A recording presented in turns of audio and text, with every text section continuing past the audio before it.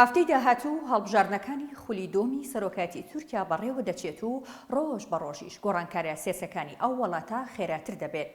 لە تازەترین هەڵوێستیدا کلیچداروغلو کاندیدی ئۆپۆزیسیۆن بۆ سەرۆکایەتی تورکیا بەناڕاستەوخۆ هۆشداری بە سینان ئۆغان و ئەردۆغان داوگوتی ئێمە دەرگاکانی دۆزەخ دادەخەین.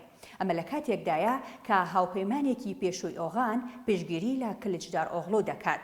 ئومێد ئۆزداغ سەرۆکی پارتی سەرکەوتن کە لە خولی یەکەمی هەڵبژاردنەکاندا پشگیری لە سینان ئۆغان کاندیدی هاوپەیمانی ئاتا دەکرد، لە خولی دووەمی هەڵبژاردنەکاندا پشگیری خۆی بۆ کەمال کلیچداروغلو ڕاگەیاند.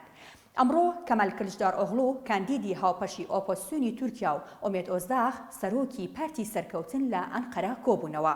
دوای کۆبوونەوەکە ئۆزداغ لە کۆنفرانسێکی ڕۆژنامەنووسیدا بە شێوەیەکی فەرمی پشگیری خۆی بۆ کەمال کلیچداروغلو لە خولی دووەمی هەڵبژاردنی سەرۆکایەتیدا ئاشکرا کرد کە بڕیارە 28 ئەم مانگە ئەنجام بدرێت. پشگیریکردنی ئۆزداغ لە کلیچداروغلو دەبێتە دووەم پارتی نێو هاوپەیمانی ئاتا کە پشگیری لە ئۆپۆزیسیۆن دەکات. پێشتریش وەجدەد ئۆز سەرۆکی پارتی دادوەری پشگیری پارتەکەی بۆ کلیچداروغلو ئاشکرا کردبوو. ئەوەی وای کرد هاوپەیمانەکانی سینان لێک هەڵوەشێن و پشتی تێ بکەن دەرەنجامی بڕارێکی سینان ئۆغان خۆی بوو کە ڕایگەاندبوو بۆ هەڵبژاردننی خولی دووەم پشتیوانی ڕەجەب تەیب ئەردۆغان دەکات. ئەم بڕارەوەی کرد هاوپەیمانی ئاتا بەسەر دوو بەرەی ئۆپۆزیسیۆن و دەسەڵاتدا دابەش ببن و لێک هەڵوەشێنەوە. ئومێد ئۆزداغ لە تویتێکدا ئاشکرای کرد کە لەگەڵ کلیچداروغلو لەسەر دوو خاڵ ڕێکەوتون. بەپێی قسەکانی ئۆزداغ خاڵی یەکەم پرسی قەیومەکانە کە تێبینی لەسەر هەیە و ئەگەر یاسای قەیوم نەمێنێت ئەوە شارەوانیەکانی پارتی دیموکراتی گەلان یاخود هەدەپا چالاک دەبنەوە و ئەوەش مەترسی لەسەر تورکیا دروست دەکات. بە بۆچوونی ئۆزداغ دەبێت پرسی قەیوم بە گوێرەی یاسا ڕێک بخرێتەوە و بە تەواوی کۆتایی پێنەهێنرێت. خاڵی دووەمیش پرسی پەنابەرانە. ئۆزداغ پێی وایە کە لە تورکیا 13 ملیۆن پەنابەری فەرمی و قاچاغ هەیە کە پێویستە بە زووترین کات ڕەوانەی وڵاتەکانیان بکرێنەوە. لەم بارەیەوە کلیچداروغلو بەڵێنی پێداوە کە ئەگەر سەربکەون لە هەڵبژاردنەکاندا پۆستی وەزیری ناوخۆی تورکیا پێدەدات. لەسەر ئەم گفتاش ئۆزداغ گوتوویەتی پەنابەران ڕەوانە دەکەمەوە.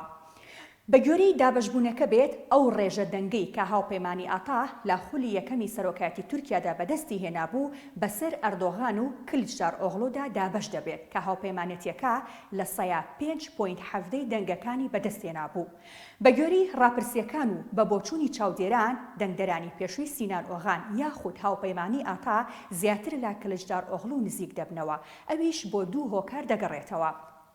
هۆکاری یەکەم ئەوەیە کە کلیچداروغلو لە ڕێگەی بەدەستهێنانی پشگیری ئومێد ئۆزداغەوە دڵنیایی دەداتە ئەو بەشەی دەنگدەران کە یاسای قەیوم کۆتایی نایەت و پەنابەرانیش ڕەوانەی وڵاتەکانیان دەکرێنەوە. بەڵام لە بەرامبەردا ئەردۆغان بە هیچ شێوەیەک بەڵێنێکی ئاشکرای بە سینان ئۆغان نەداوە کە ڕێگری لە فراوانبوونی هوداپار بکرێت و پەنابەران ڕەوانەی وڵاتەکانیان بکاتەوە. لەبەرەوەی زۆربەی دەنگدەرانی پێشووی سینان ئۆغان ئەو کەسانە بوون کە تێبینیان لەسەر پەیوەندیەکانی ئۆپۆزیسیۆن و دەسەڵات لەگەڵ هەدەپە و هوداپاردا هەبووە.